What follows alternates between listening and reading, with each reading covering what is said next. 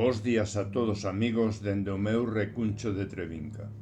Hoxe correspóndelle a quenda deste espazo das madrugadas ao noso compañeiro do movemento cultural Nós a xente do redor, o antropólogo, profesor, investigador, escritor e unha chea de disciplinas máis que este persoeiro domina. Trátase de Rafael Quintía Pereira. Hoxe vou poñer voz aos primeiros parágrafos do seu espléndido artigo que Rafael regálanos no número 18 da nosa revista, no que nos fala de algo tan noso como son os cruceiros. Os cruceiros en Galicia.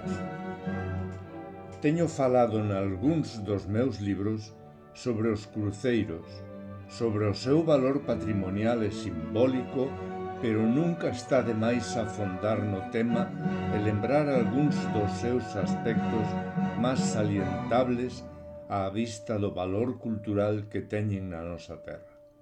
O Dicionario da Real Academia da Lingua Galega achéganos unha definición básica do que é un cruceiro: cruz grande de pedra, lisa ou con figuras esculpidas sobre unha longa columna asentada nunha plataforma que sitúa principalmente nas encrucilladas, á beira dos camiños, nos límites das parroquias e nos adros das iglesias.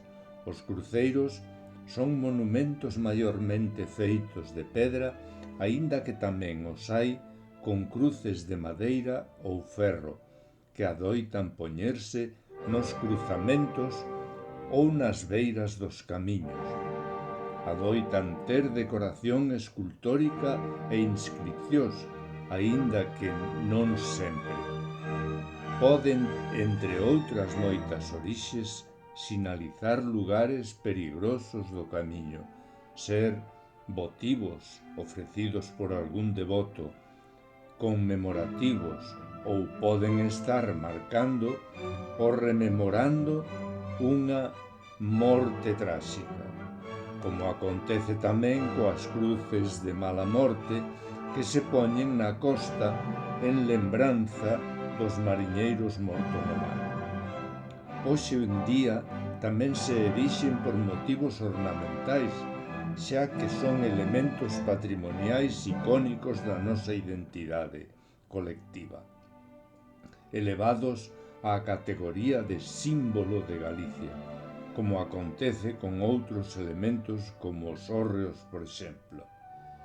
Queridos amigos, continuade ca lectura deste magnífico artigo que vos incluirá tamén unha lista dos máis importantes. Grazas, Rafael.